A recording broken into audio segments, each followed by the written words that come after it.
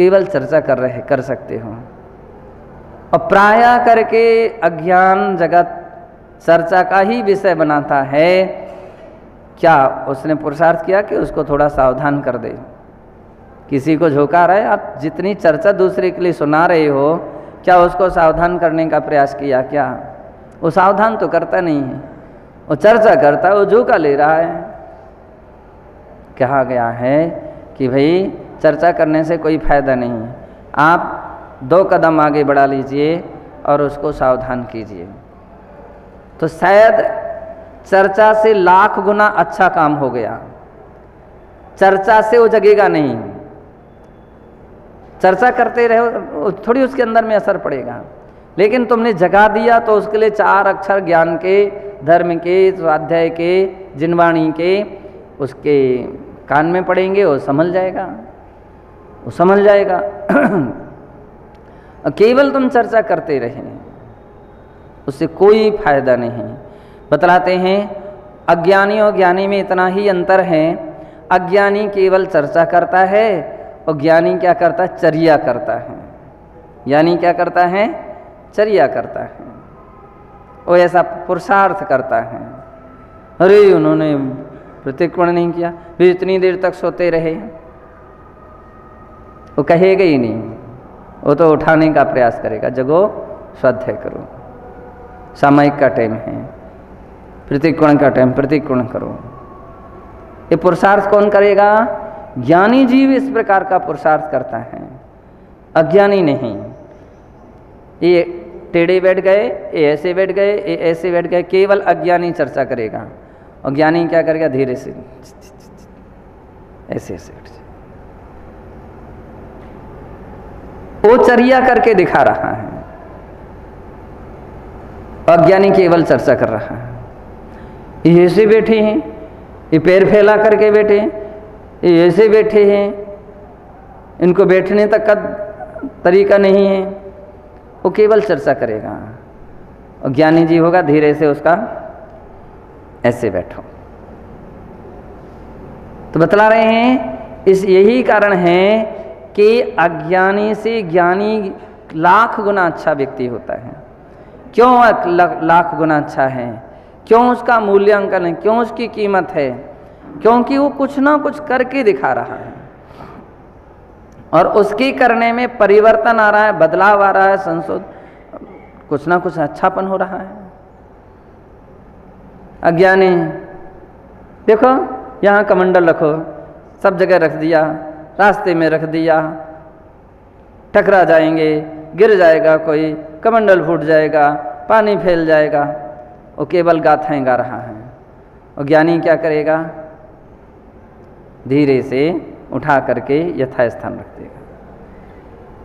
इतनी कथा करने की आवश्यकता ही नहीं है। ये अंतर है ज्ञानी अज्ञानी में। ज्ञानी जीव में वो कुछ ना कुछ ऐसे काम करके दिखा देता है कि जो सबके लिए सही रहता है। बहुत अच्छा काम किया आपने, बहुत अच्छा काम किया। और वो तो केवल लाउड स्पीकर और टेप रिकॉर्ड की तरह बजता रहा, टेप रिकॉर्ड की तरह बजता रहा, उससे कोई फायदा नहीं रहता है। तो कहते हैं कि अपन को ऐसा काम करना चाहिए, ज्ञान को जगाइए। और ज्ञान को जगाने के साथ जैसे जैसे व्यक्ति का ज्ञान में जागृति आती है, अंतःकरण में ज्ञान पहुंचता है, अंतरात्मा में ज्ञान पहुंचता है, तो उसके अंदर में स्वभाव में, विचारों में, चिंतन में, चर्या में परिवर्तन आता है, बदलाव आता है और निखार उसके जीवन में आ जाता है। तो यहाँ इसलिए आचार्य महाराज ने कहा कि वे अध्यात्म योगी साधक क्या करते हैं? बार बार सम्यक ज्ञान को फैला करके पदार्थ जैसे हैं उसको उसी रूप में जानता है वस्तु की ऐसी प्रकृति है,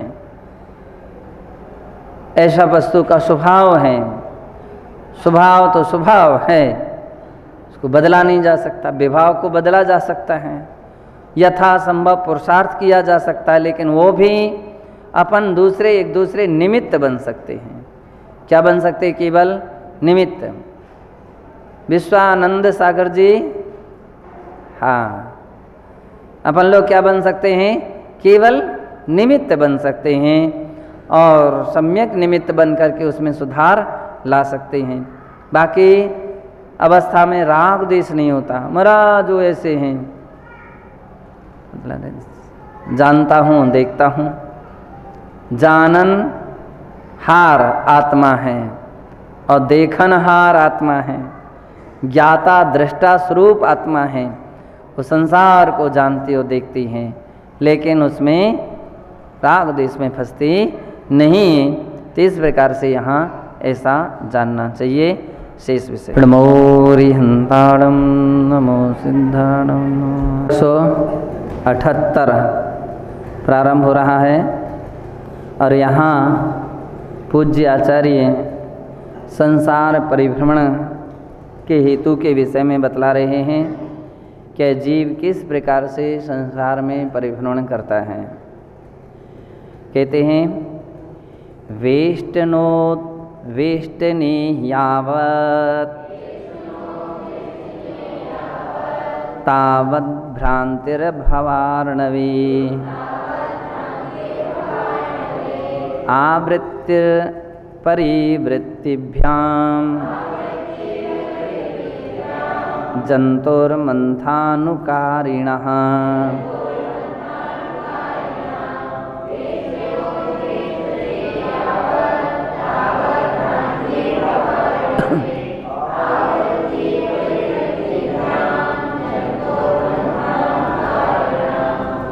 यदि इस गाथा के लिए अपन स्टोप देश की गाथा से जोड़ दें तो गाथा बिल्कुल सांगोपांग हो जाएगी। स्टोप देश में कहा गया है कि राग द्वेष दयी दीर्घा नेत्राकर्षण कर्मिणः अज्ञाना सुचिरम जीवा संसाराब्धो। कह रहे हैं राग द्वेष द्वयी दीर्घा, राग और द्वेष दो लंबी नेत्रा हैं, दो लंबी रस्सियां हैं जो जिनको परस्पर क्रम से खींचने से क्या होता है? राग द्वेष द्वयी दीर्घा नेत्राकर्षण कर्मिणः। तो इस प्रकार के इस राग द्वेष रूपी रस्सियों के खींचने से, इस कार्य के करने से अज्ञाना सुचिरम जीवा संसाराब्धो भ्रमति, अज्ञान से यह जीव चिरकाल तक संसार में परिभ्रमण करता है। वही बात यहाँ पर कह रहे हैं वेष्टनोद्वेष्टने यावत। जैसे वह मथानी और मथानी में लगी हुई जो रस्सी है, रस्सी के परस्पर में क्रम से खींचने से क्या होता है? वेष्टनोद्वेष्टन। उसमें विशेषता क्या रहती है? एक ओर से खींचें तो वेष्टन खुलता है, एक ओर से खींचे तो वेष्टन लिपटता है, रस्सी उससे लिपटती हैं। तो अगर अपन इस प्रकार से खींचते हैं तो कहीं से खुलती है, कहीं से वो बंधती हैं। तो कह रहे हैं कि इस प्रकार के मथानी का अनुसरण करने वाला उस जीव, उस जैसा यह प्राणी जब तक बंधता और खुलता रहेगा, यावत तावत, जब तक इस प्रकार का वेष्टन उद्वेष्टन चलता रहेगा तो भ्रांतिर भवार्णवे। तो कह रहे हैं जैसे मथानी वो घूमती रहेगी, वेष्टन और उद्वेष्टन करने से क्या होता है? मथानी घूमती है। रस्सी के बार बार खींचने से, इस ओर ऐसे खींचेंगे तो मथानी घूमती है। ठीक इसी प्रकार से वेष्टन उद्वेष्टन क्या है? राग द्वेष हैं। इस रस्सियों की जब तक खिंचाई चलती रहेगी तब तक वो क्या मथानी घूमती रहेगी, यानी जीव जो है संसार में परिभ्रमण करता रहेगा।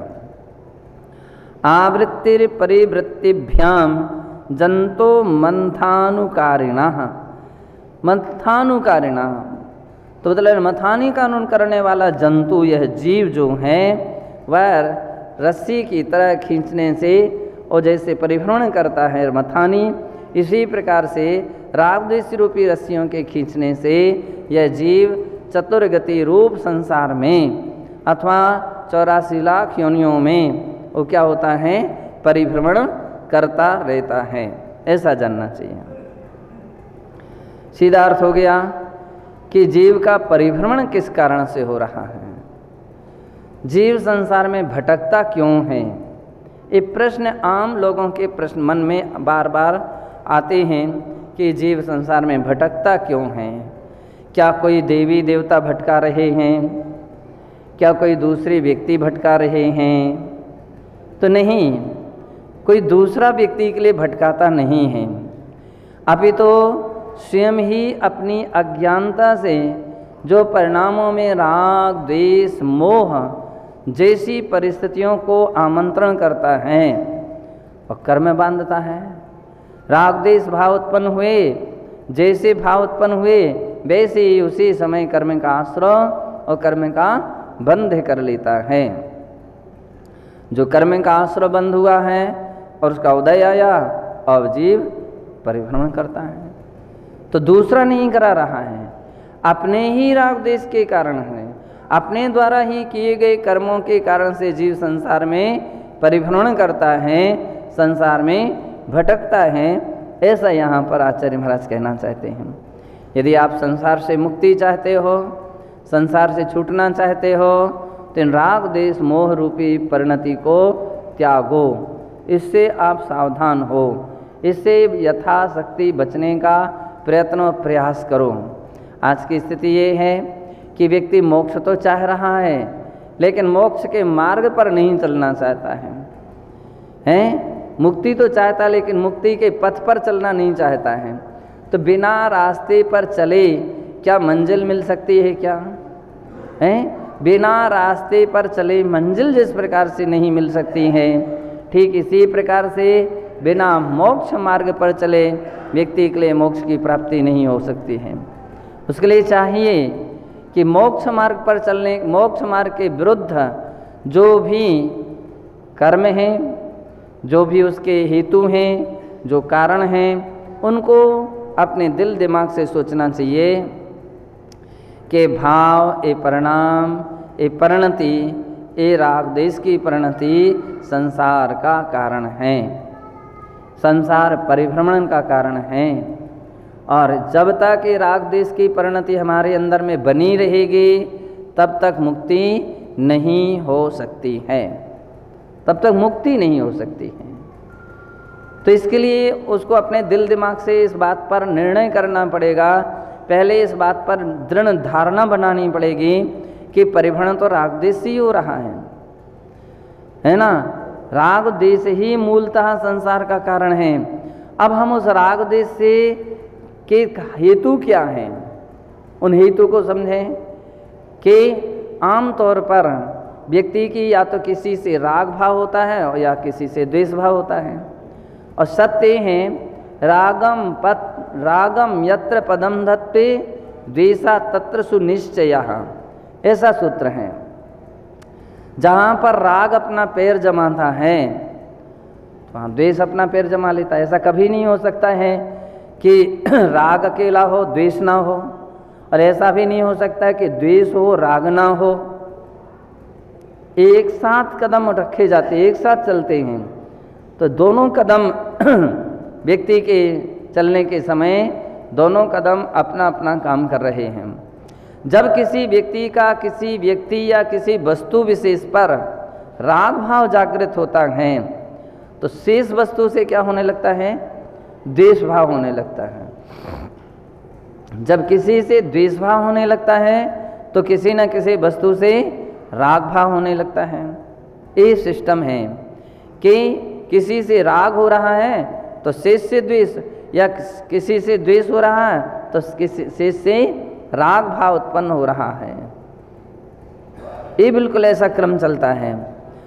और जिसने अपना संतुलन बना लिया है, मध्यस्थ वृत्ति, मध्यस्थ वृत्ति का है नाम ही समता है, मध्यस्थ वृत्ति का ही नाम साम्यता है। तो जहाँ समता भाव आ रहा है वहाँ ना राग है ना द्वेष है। दोनों से व्यक्ति परे हैं। राग भी नहीं है, द्वेष भी नहीं है। ध्यान की भूमिका में, साधना की भूमिका में, सामायिक की भूमिका में जीव क्या होता है? मध्यस्थ सामायिक व्रत में लीन रहता है। शेष समय मध्यस्थ भाव का चिंतन करता हुआ मध्यम मार्ग अपनाता है, ना राग से बंधने का प्रयास करता, ना द्वेष से। अब यहाँ एक बात और ध्यान रखना चाहिए कि कोई ना कोई अच्छे गुण हैं, अच्छी बातें हैं, तो उन बातों में अनुराग भाव होगा। क्या भाव उत्पन्न होगा? अनुराग, भगवान के प्रति अनुराग भाव होता है। तो राग तो नहीं है, अनुराग शब्द का प्रयोग किया है जैनाचार्यों ने। यानी राग अप्रशस्त होता है और अनुराग क्या होता है? प्रशस्त भाव है। राग विषय कसायों, विषय आदि की ओर ले जाता है। इसलिए दौलत राम जी ने लिखा, राग आग दहे सदा ताते समामृत सेये, चिर भजे विषय कसाय अब तो त्याग निज पद वेये। राग कौन सा? विषयानुराग जो है उसका नाम राग है। और राग जब उत्पन्न होता है तो व्यक्ति के लिए आग की तरह काम करता है। राग आग दहे सदा ताते समामृत सेये। तो बतला रहे हैं, ऐसी अग्नि को समता रूपी नीर, समता रूपी जल ही उपशमन कर सकता है, उसको बुझा सकता है। चिर भजे विषय कसाय, विषय कसाय तो चिरकाल से यह जीव उनका उपयोग करता रहा, चिरकाल से दीर्घ काल से विषय कसायों में तल्लीन रहा। तो कह रहे हैं, चिर भजे विषय कसाय अब तो त्याग निज पद वेये। अब कम से कम अब तो त्याग दीजिए। अज्ञानता की दशा में जब थे आप, मोह की दशा में थे, गृहस्थ दशा में थे, अन्य प्रकार की अवस्था में थे, तो ये राग देश के भाव बने रहे। कह रहे हैं अब तो कम से कम त्याग निज पद वेये, इनको छोड़ करके अपना निज स्वरूप, अपना निज स्वभाव जो है उस स्वभाव को पहचानने का या उस स्वभाव में लीन होने का प्रयत्न और प्रयास कीजिए। कितनी अच्छी बात कही कि इस परम पवित्र भूमिका में भी अगर ऐसे भाव उत्पन्न नहीं हुए, अब कैसे हम समझे कि राग देश से व्यक्ति मुक्त हो गया है?